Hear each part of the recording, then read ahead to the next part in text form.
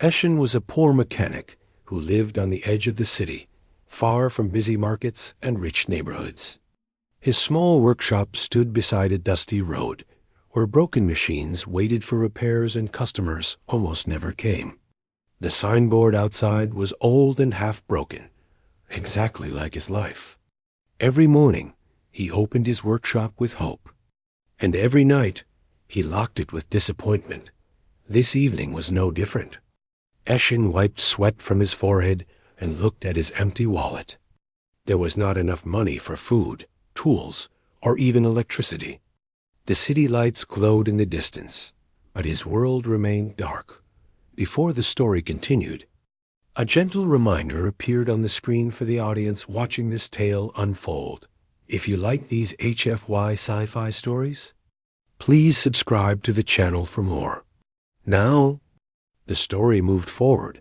Ishan was organizing metal parts when he heard a strange sound in the sky like thunder mixed with a humming engine.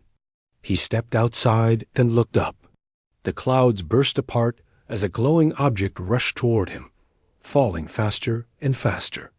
Bright sparks trailed behind it like stars on fire. Then, boom! The object crashed only a few steps away from his workshop. Dust and light exploded in every direction. Eshin shielded his eyes. As the dust cleared, he saw something impossible. A hoverbike floating slightly above the ground. Damaged, but still alive with blue energy dot. No human technology looked like this. Eshin took a step back. Is this from space? He whispered. The bike hissed, its engine smoking. Then the seat opened with a soft mechanical sound. From inside, someone climbed out. It was a girl young, around his age, maybe slightly older. Her hair looked like strands of moonlight, and her silver eyes glowed like stars reflected in water. Her skin had a soft shine, and her clothing was made of strange metallic fabric. She was clearly not human. The girl struggled to stand. Her voice was soft, but filled with fear. Please, help me. I need to repair my bike. I must leave before they find me. Eshin froze. He had heard stories about aliens, but he never thought he would meet one. And now one was standing right in front of him, scared and alone. I'm just a mechanic, Ishan said. I don't know if I can fix something like this. You must try, she begged. You are the only chance I have. If they catch me, everything will be lost. Her voice shook. She was desperate. Eshin looked at her, then at the broken bike. He had a choice. Ignore her and stay safe, or help her and step into danger. He took a deep breath. Bring it inside. The alien girl's eyes widened in surprise. With his help, she pushed the bike into the workshop. The engine hummed weakly, like a heartbeat slowing down. Inside, Ishan examined the machine. The mechanics made no sense. Energy lines, glowing circuits, floating components. It was technology 1,000 years ahead of Earth. But something inside, Ishan awakened. His hands moved naturally, as if he somehow already understood it. The girl watched him closely. How are you doing that? No human should understand our systems. Eshin didn't know. He just felt like he belonged here. My name is Lyra, she said quietly. I am from the Andromeda Dominion. Eshin looked up. Why are you here? She hesitated. I am running away from my people. They want to take me back. They want to control my future. I cannot let them. He nodded, not sure what to say. He saw fear in her eyes, but also strength. You don't have to pay me, Eshin said. I will repair it for free. Lyra's eyes softened. Why? You don't even know me. Because you need help, he replied. And no one deserves to run alone. For the first time, Lyra smiled. A gentle, quiet smile full of relief. But before they could continue, a sound echoed outside. Heavy engines. Boots on the ground. Shadows moved across the workshop windows. Lyra's face turned pale. They found me. Eshan heard voices outside, cold, commanding voices. Search the building. The runaway girl is here, and the human who helps her. Eliminate him. Eshan's heart pounded. He looked at Lyra. She looked back with fear and trust. You can still walk away, she whispered. If you give me to them, they might spare you. Eshan took a step forward, placing himself between her and the door. No, he said. You are not alone anymore. Outside, footsteps stopped right in front of the workshop door. A metal hand grabbed the handle. The door began to open. The workshop door shook as someone outside tried to force it open. Eshan's heart raced. He grabbed a wrench, not a weapon, but it was all he had. Lyra stepped back, fear glowing in her silver eyes. Boots moved outside the door. Heavy, organized. A team. Someone gave an order in a cold, metallic voice. Open it. If the mechanic resists, terminate him. Lyra looked at Eshan. We don't have time. They will come in any second.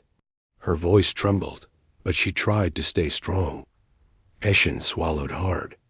There must be a way to block the door. He ran to the workbench and pulled a metal bar. Together, they shoved it under the handle, jamming it shut. The door shook harder. The enemy soldiers were pushing now. Lyra placed her palm on the door. A glowing pattern appeared on her hand, smooth, like light and fire. The metal warmed, sealing tighter for a few seconds. That won't stop them long, she whispered. Eshan turned toward the broken hover bike. Its core flickered like a dying star. He had no idea why, but the machine felt like a puzzle he could solve. Like his mind was waking up, Lyra hurried to his side. You are the first human to ever touch technology from Andromeda. Don't make a mistake. If the stabilizer explodes, the bike will tear the workshop apart. No pressure, Eshan muttered. He removed a panel. Inside, circuits floated freely in the air, not connected by wires, but magnetized by energy fields. It was impossible, unbelievable, beautiful. Eshan reached toward a glowing coil. The moment his fingers touched it, the machine reacted. Symbols flashed across a holographic screen, symbols he somehow understood. Lyra stared. How do you know what that means? Those are Royal Dominion codes. Only trained engineers of my empire can read that language. Eshan didn't know. He didn't understand how he understood. His fingers moved like they remembered something from another life. Maybe he wasn't normal after all. Outside, a soldier slammed the door. A crack formed. Last warning, a voice growled. Surrender the girl, or die with her. Eshan ignored the threat. He kept repairing. His voice shook, but he stayed focused. If I fix this, can we escape? Lyra nodded, hope rising in her eyes. Yes, the bike can open a wormhole. It will take us off this planet. Eshan worked faster. Sparks flew. The bike hummed deeper and stronger. Its engine core pulsed like a heartbeat returning to life. Lyra touched Eshan's shoulder. Why are you risking your life for me? You don't know me. Eshan paused.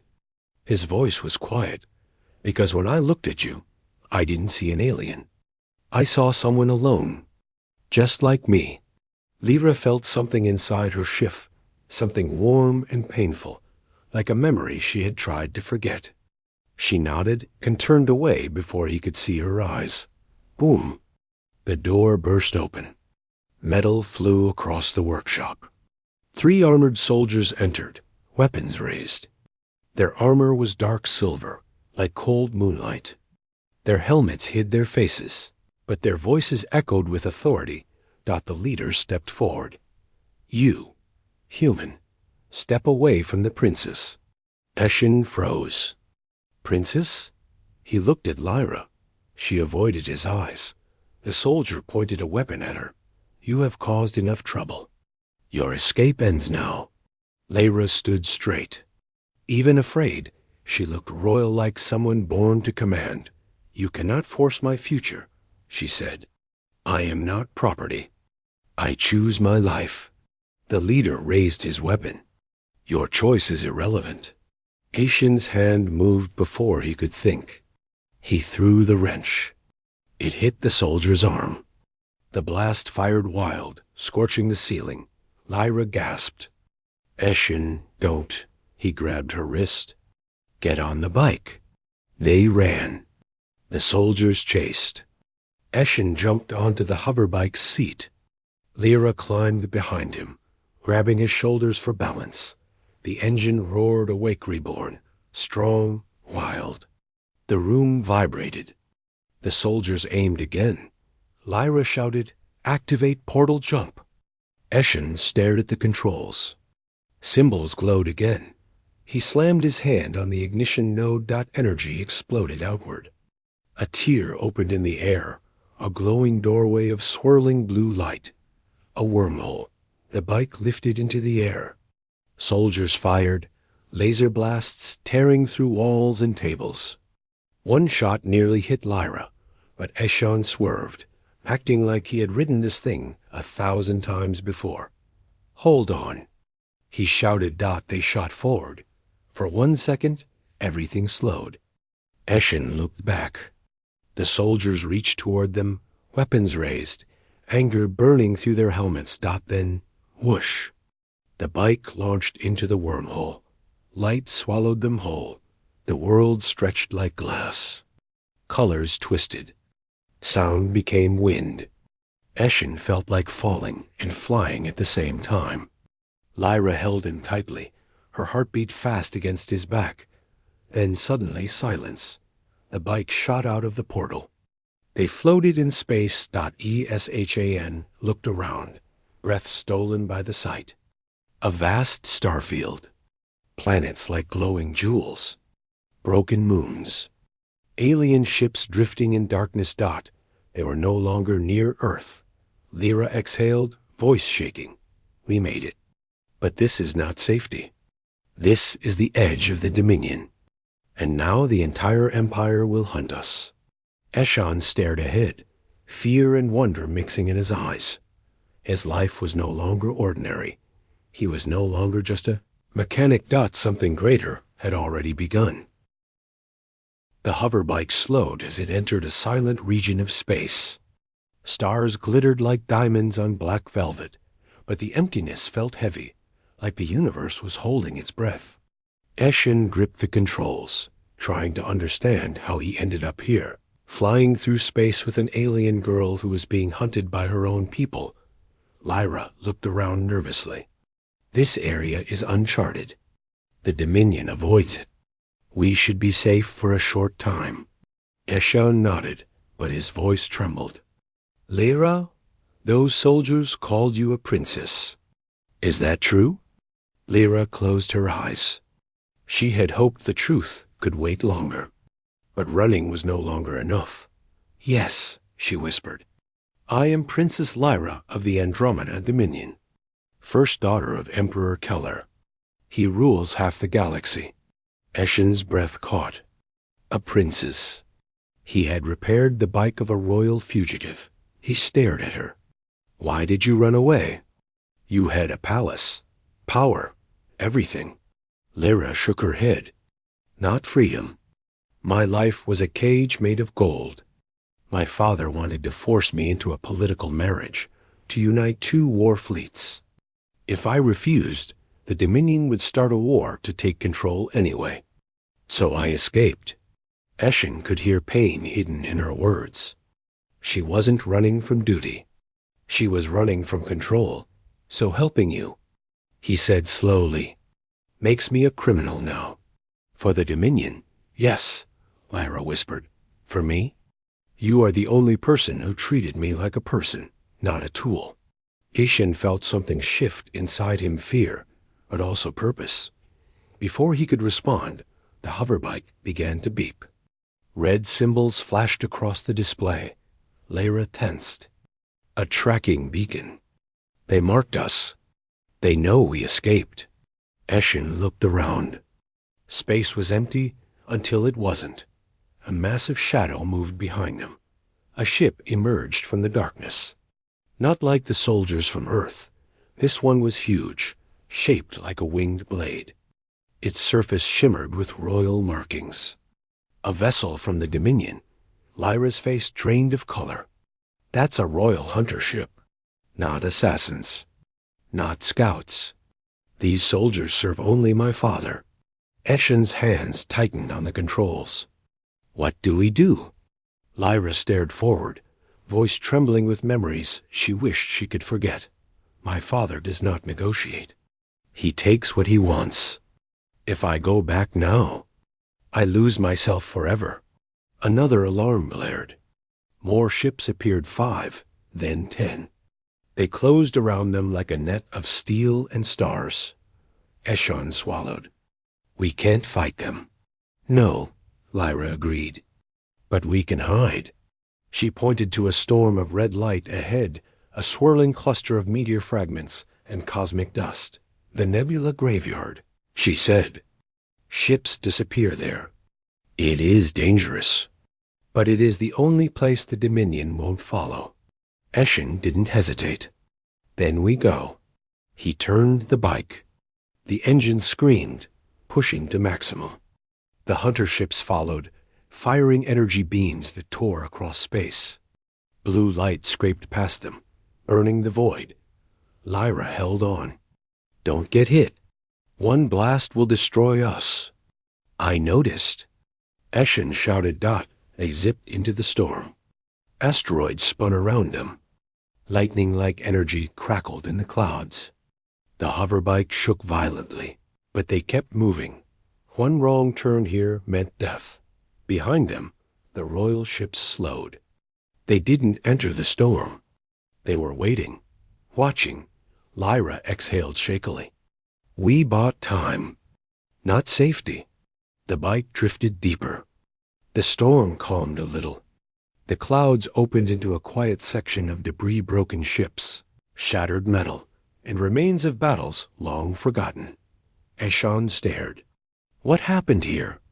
Lyra looked down. This place is a grave for rebellions. The Dominion crushed many who tried to fight their rule. Eshen realized the truth. Anyone who challenged her father disappeared here. A small blinking light appeared on the radar. Another ship hiding in the storm. But this one was different. Not Dominion. Older. Damaged out as they got closer. Eshen saw people, humans, and aliens living inside the broken wreck. They stared at the newcomers, surprised, afraid, but also curious. A man with mechanical arms approached on a platform. His voice was rough like rusted engines. You're not Dominion, he said. So what are you? Lost travelers? Or fugitives? Lyra stepped forward. We seek refuge. The man narrowed his eyes. And why should we trust you? Eshen spoke before she could answer. Because we have nowhere else to go. And because the Dominion wants us dead. The man stared at Lyra longer this time. Then his eyes widened. Recognition hit him like lightning. You're the missing princess. The one who ran from the throne. Everyone around them gasped. Some whispered. Some stepped back in fear. A few looked hopeful. Lyra didn't deny it. She raised her chin, proud but scared. The man sighed. If the Dominion finds out we helped you, they'll destroy us. Eshen looked at him, desperate. Please, we won't stay long. Just enough to repair the bike and plan our next move. Silence. A heavy moment. Then the man nodded slightly. Fine, but understand? This storm hides many secrets. Some you may not want to learn. He stepped aside, allowing them to enter the wreck. But as they walked, Lyra heard something, voices from deeper inside the ruins. Not just survivors. Rebels. Humans and aliens united. One phrase echoed again and again. The human with hands of creation will change the galaxy. Lyra froze. They were talking about ESHA. He didn't know it yet. But destiny was already waiting for him. The wrecked ship inside the nebula graveyard became their temporary refuge. Broken walls, exposed wires, flickering lights, and metal corridors that echoed with every step. This place was a survivor's world. The air smelled of rust and old fire, but to Eshin and Lyra, it was safety. For now, the man with mechanical arms led them deeper inside. His name was Captain Draxel, a former Dominion engineer who escaped after refusing to build weapons for the Royal Army. His eyes were tired, like someone who had seen too many futures turn into graves. "You will stay here," Draxel said, opening a door to a room filled with tools, machines, and blueprints. "But remember, this place is not a home. It's a hiding place." Eshin nodded. "We understand." Lyra looked around the room. It reminded her of her father's war labs, but there was something different here, something human. These people were not building weapons for power. They were building Hope Dot as Eshin studied the damaged hoverbike. Draxel watched him closely. "You fixed a royal machine," Draxel said. "Humans cannot even understand Dominion code. Yet your hands move like you've seen it before." Eshin shrugged. "I don't know how. It just feels familiar." Draxel leaned closer. "Maybe it is not the machine that remembers you. Maybe the galaxy does." Those words stayed with Eshin like a shadow. Lyra placed a hand on the bike. "Can it be repaired again?" "Yes," Eshin said. "But something in the engine is damaged beyond normal fixing. I need new parts. Alien parts."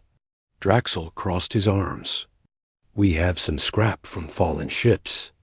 But be careful. Some technology in this wreck is cursed with memory.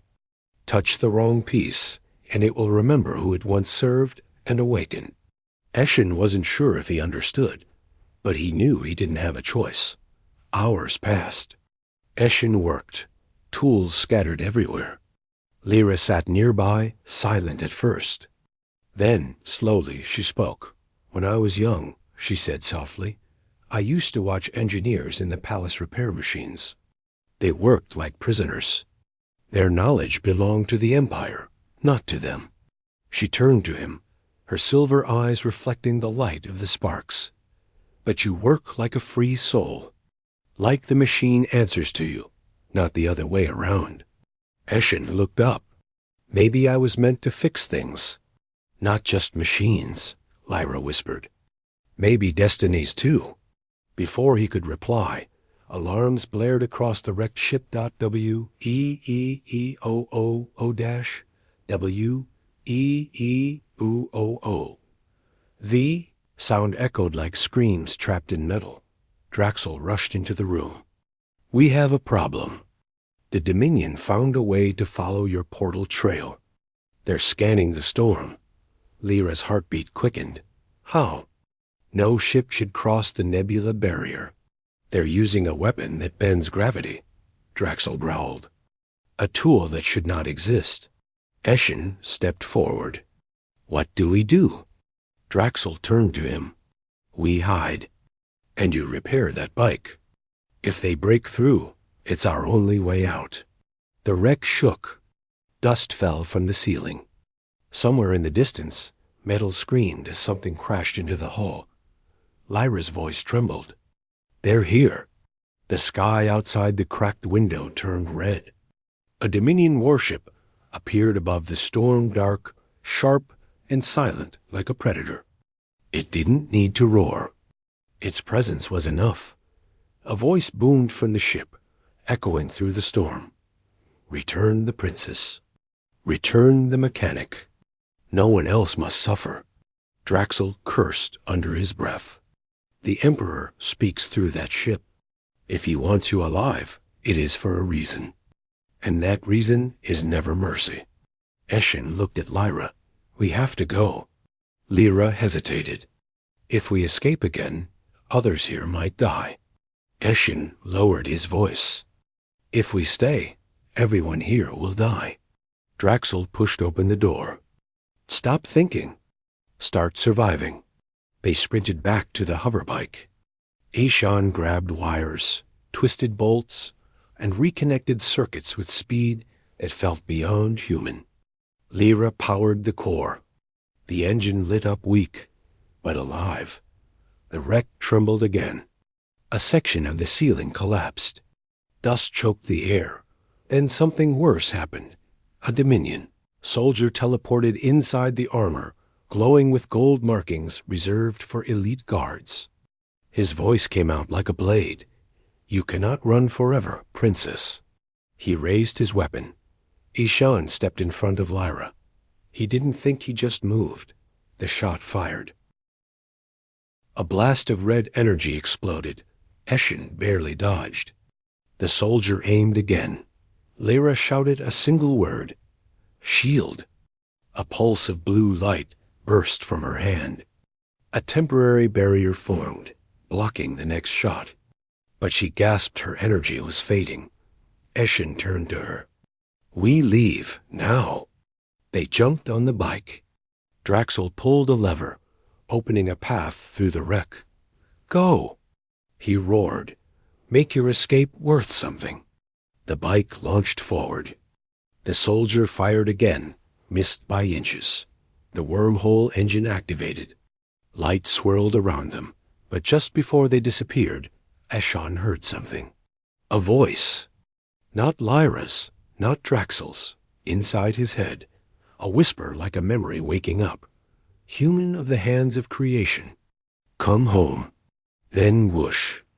The portal swallowed them. Ishan and Lyra vanished into another world, but neither of them knew. They were not escaping the Dominion. They were heading straight into the heart of its secrets. The wormhole threw Ishan and Lyra into a new dimension, neither space nor reality. Colors stretched like rivers of light. Shapes dissolved. Sound turned to wind. Gravity vanished. For a moment, it felt like they were floating in a dream. Then the hoverbike fell crash. They hit ground. Not metal ground. Not a ship. Not a planet either. Ishan groaned and pushed himself up. He looked around. They stood in a strange place. A world made of broken stars, floating stones, and rivers of white energy. The sky was not black like space, nor blue like Earth. It shifted, like a storm trying to remember what sky looked like. Lyra gasped. "No, this cannot be." Eshan dusted his clothes. "Where are we?" Her voice fell to a whisper. "We are in the astral corridor, the place between realities. Only ancient technology could send us here." Eshin looked around, stunned. "Is this a dead world?" Lyra shook her head. "No, this world is not dead. It is waiting." A long silence followed. Then they heard it, the same voice Ishan heard before entering the portal. It echoed from everywhere and nowhere, like wind inside stone. "Human of the hands of creation, you have returned." Eshin froze. "Why does it call me that? I'm just a mechanic." Lyra's eyes were wide. "Eshin, the words hands of creation are not normal words. They are a prophecy." Eshin frowned. "A prophecy?" Lyra nodded slowly. "Long ago, before the Dominion existed, there were stories of a human born far from the stars. A human who could understand alien technology like memory. Not by learning, but by instinct." Eshin shook his head. "That can't be me. I grew up on Earth. I fixed cars, not spaceships."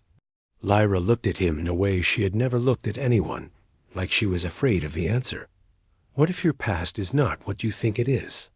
What if someone hid the truth from you? Before Eshan could speak, a figure formed from the white energy around them. Not solid. Not flesh. A hologram? A memory? A living ghost? It looked like a tall, armored warrior. Its body shimmered like crystal. Its face was hidden by a helmet of light. Lyra stepped back. "That symbol. I know it. He is from the First Order of Architects, the ones who built the Dominion long before my family took control. The figure spoke.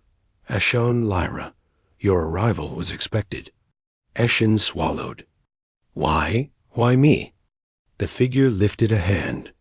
The world around them changed, showing visions from the past. A palace, a laboratory, a crying baby, scientists, a woman holding a newborn child, whispering something soft. And his sentence hit Eshon like a blow. The child will be hidden on Earth. When his hands awaken, the galaxy will change.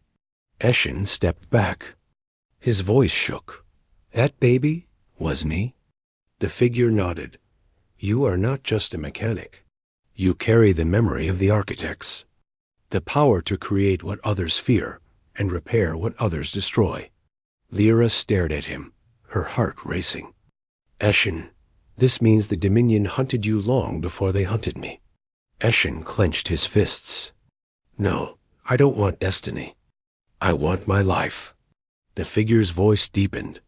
Wanting does not change what is. The Emperor knows who you are.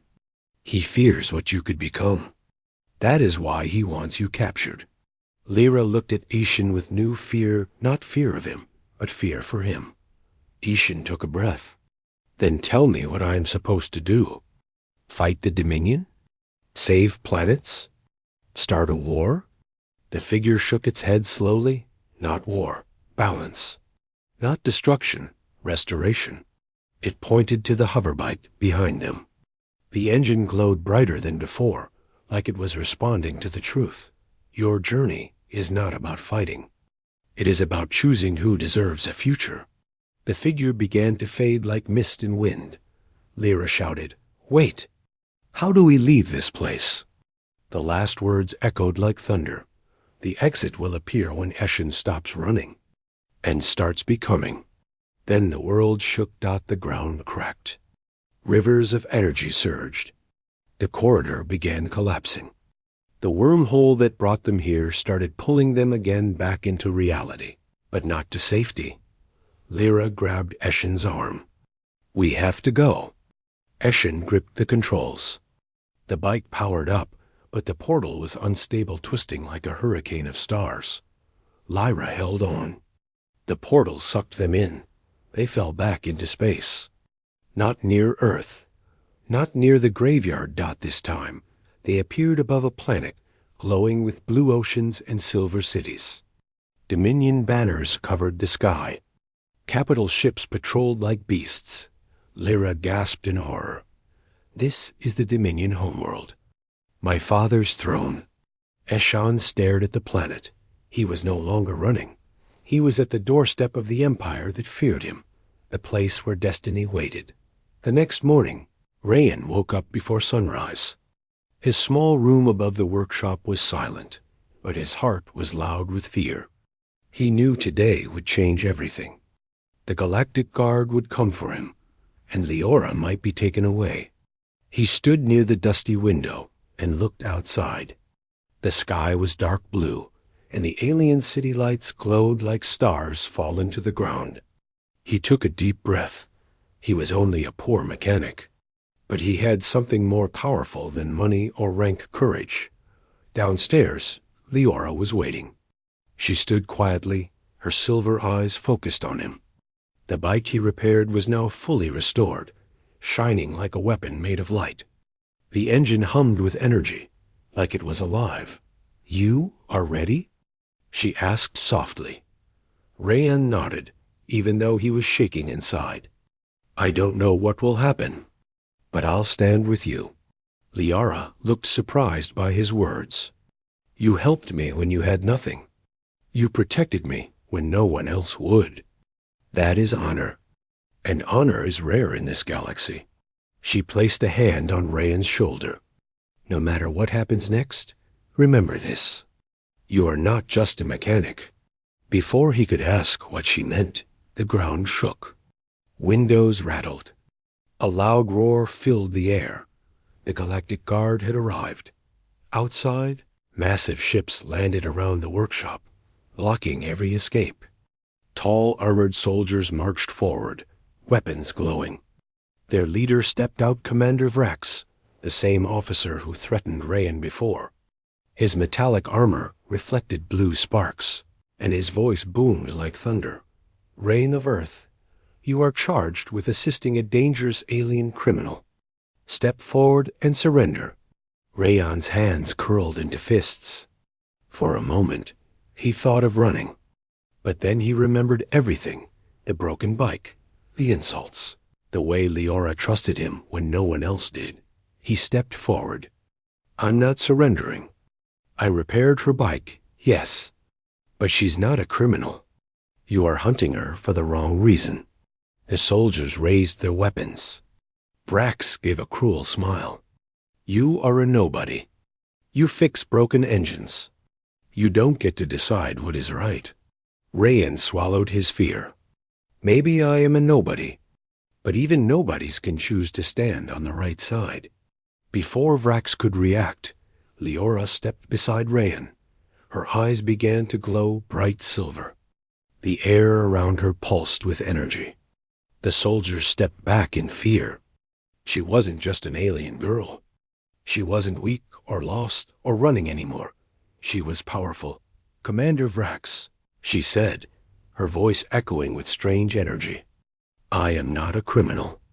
I am Princess Leora of House Astra, rightful heir to the celestial throne.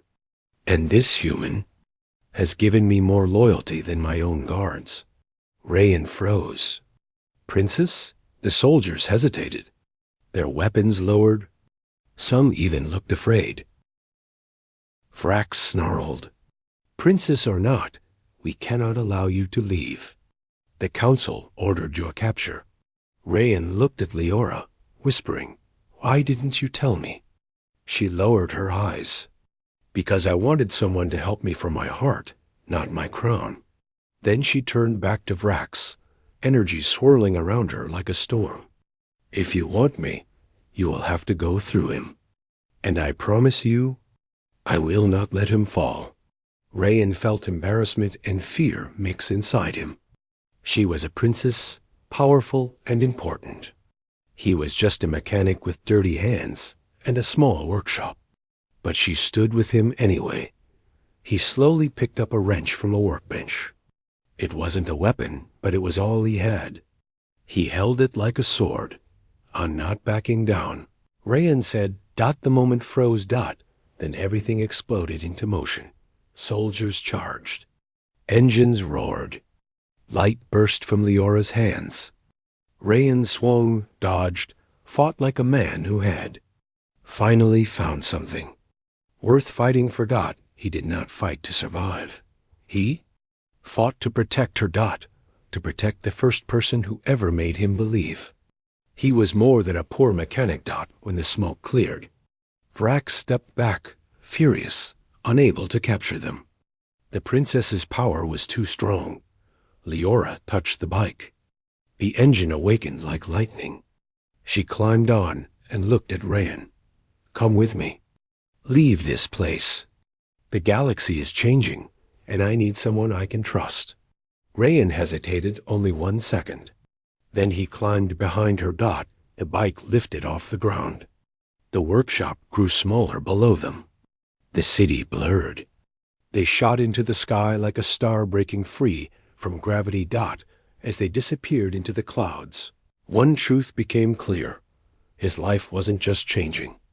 It was transforming into destiny. The sky tore open with blue light as the bike carried Rayan and Princess Leora into the clouds. Wind rushed around them, engines glowing like a star in motion. Rayan held on tightly, feeling the world he knew fall away behind him. His workshop, his old life, his fear.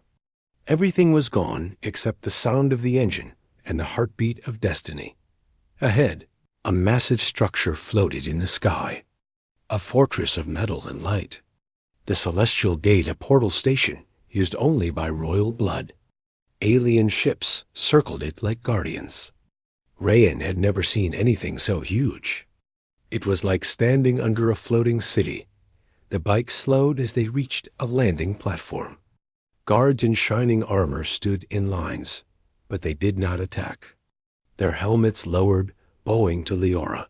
"Princess Leora," one of them said, voice trembling. "We thought you were lost." "I was," she answered quietly. "But someone found me. Someone no one expected." Her eyes drifted to Rayan. The guards looked at him with confusion. He was nothing like the royal court, his clothes dirty, his hands covered in dried grease from engines, his posture stiff, unsure. He did not belong here. But still, he stood tall. They entered the royal chamber, a long hall of glass and silver stone.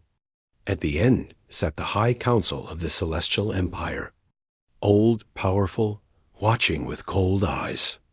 And among them, Commander Vrax, bruised but standing. He had arrived before them. He pointed his weapon. "There. Arrest them both." The guards hesitated. They looked between the princess and the council. "Is this your law now?" Leora said, her voice echoing. "Punishing kindness? Jailing a man who helped someone with nothing in return?" Vrax spat the words, angry and desperate. "He is a human, a poor mechanic from a primitive world. He has no place here."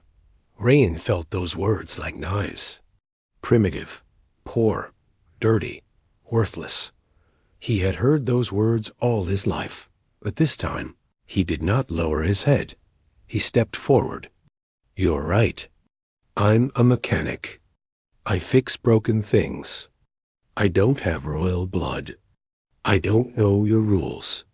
But I know this: if helping someone makes me a criminal, then your laws are broken." Silence, heavy, electric. Rayan continued, voice steady. "I helped her because it was right. Not because she was a princess. Not because I wanted reward. I helped her because she needed it." His hands shook, but he didn't stop. "If that makes me unworthy, then maybe your galaxy needs more people like me." Whispers filled the hall. Even the council members looked shaken. Princess Leora stepped beside him. "This man protected me when my own guard betrayed me. This man stood against weapons with only a wrench. This human showed honor when no one else did." She raised her hand. A blast of silver energy cracked across the floor like lightning. "I claim him under royal protection. From this moment forward, he is not a criminal." Vrax roared. "You don't have the authority." "I do now," Leora said, "because I choose to take back my throne." The chamber exploded into chaos. Vrax aimed his blaster, but Rayan moved first. He grabbed a metal shield from the wall and slammed it forward, knocking the weapon aside. Guards rushed in, some loyal to the council, some loyal to Leora. Energy blasts flashed like stars being born. Rayan fought with everything he had. Not skill, not training. Heart. That he blocked a strike with the shield, rolled, grabbed a fallen staff, and used it like a lever to trip a guard. Every movement was survival. Every second was proof that even ordinary hands can change history. Leora unleashed a shockwave of silver light. The room fell quiet. Vrax dropped to his knees, defeated. The council stared at her. So, one elder whispered, "What are your orders?" "Princess?" She looked at Rayan. "What do you think I should do?" Rayan was stunned. "Me? I'm just... No." She shook her head. "You are not just anything. Not anymore." Rayan took a slow breath. "Maybe start by fixing what's broken. Not with fear. With truth. With mercy." Liara smiled softly. "Then that is how we will rule." She turned to Rayan, stepping closer. "You repaired my bike. You protected my life. You changed my fate." Her voice softened. "I cannot promise you safety. I cannot promise an easy path. But I can promise you this. If you stay with me, you will never be ordinary again." Rayan felt the weight of the choice. The entire galaxy waiting. He looked at her, this girl he once met in the dust and engine smoke. "I'll stay," he said. "Where you go, I go." Liara reached out her hand. He took it. The celestial gate opened. Revealing a tunnel of stars, their ship rose like a dream, breaking free from gravity. A mechanic and a princess.